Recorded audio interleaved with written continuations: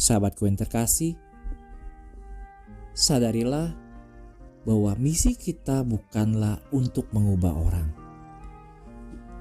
Tuhan yang akan melakukan itu ketika Dia bertemu semua orang di beberapa titik selama hidup mereka. Tetapi sebelum pertemuan itu, Dia mengutus murid-muridnya, Anda dan saya, untuk mempersiapkan jiwa-jiwa yang Dia rencanakan untuk bertemu secara pribadi. Kamis 30 September, bacaan Injil diambil dari Lukas 10 ayat 1 sampai dengan 12. Kemudian daripada itu, Tuhan mengutus 70 murid yang lain, lalu mengutus mereka berdua-dua mendahuluinya ke setiap kota dan tempat yang hendak dikunjunginya. Katanya kepada mereka, "Tuaian memang banyak tetapi pekerja sedikit. Karena itu, mintalah kepada Tuan yang mempunyai tuaian supaya Ia mengirim pekerja-pekerja untuk tuaian itu." Sahabat, Yesus mengutus murid-muridnya ke setiap kota dan tempat yang akan Dia kunjunginya sendiri. Tuhan kita akan pergi dan Dia akan menemui mereka. Mereka akan melihat Yesus, mendengar khotbahnya, dan bahkan berbicara dengannya. Tetapi sebelum itu, murid-muridnya harus mempersiapkan orang-orang dari kota-kota dan tempat-tempat itu. Mereka harus menyampaikan kabar baik. Yesus akan datang. Sama seperti murid-murid Yesus, kita juga harus mempersiapkan teman-teman kita untuk perjumpaan mereka dengan Tuhan kita.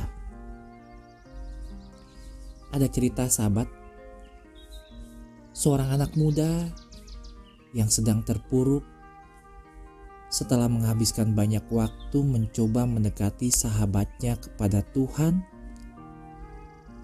Sahabatnya itu berkata dengan terus terang, "Dengarlah, kita adalah sahabat, tapi aku tidak akan pernah dekat dengan Tuhanmu. Aku tidak akan pernah percaya kepadanya." Karena putus asa, anak muda itu pergi mengobrol dengan pendeta.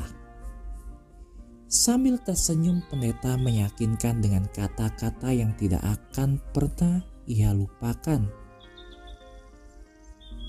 "Temanmu tidak akan pernah dekat dengan Tuhan. Tuhan yang akan dekat dengannya. Temanmu tidak akan pernah menemukan Tuhan. Tuhan yang akan menemukannya. Temanmu tidak perlu untuk percaya kepada Tuhan. Tuhan percaya kepadanya. Dia mati di kayu salib untuknya dan tidak akan lupa untuk bertemu dengannya suatu hari nanti."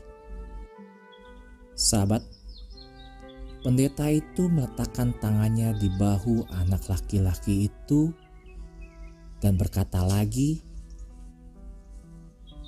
"Waktu yang Anda habiskan bersamanya tidak pernah sia-sia. Doa yang Anda ucapkan untuknya selalu didengar. Percakapan Anda tidak akan pernah terlupakan. Usaha Anda tidak akan pernah hilang. Benih Anda akan menghasilkan buah. Anda tidak menyerah karena Tuhan tidak akan pernah menyerah." Kata-kata itu menjadi kerasulan beberapa tahun kemudian ketika temannya memutuskan mengubah hidupnya dan pergi ke sakramen. Allah telah mengutus kita untuk mempersiapkan teman-teman kita untuk pertemuan mereka dengan Kristus. Kita tidak tahu kapan itu akan terjadi, tapi itu pasti terjadi. Maria, Ratu para Rasul, beri saya tekad yang saya butuhkan untuk tidak pernah menyerah dalam kerasulan saya. Bunda Maria harapan kita dan tata kebijaksanaan, doakanlah kami.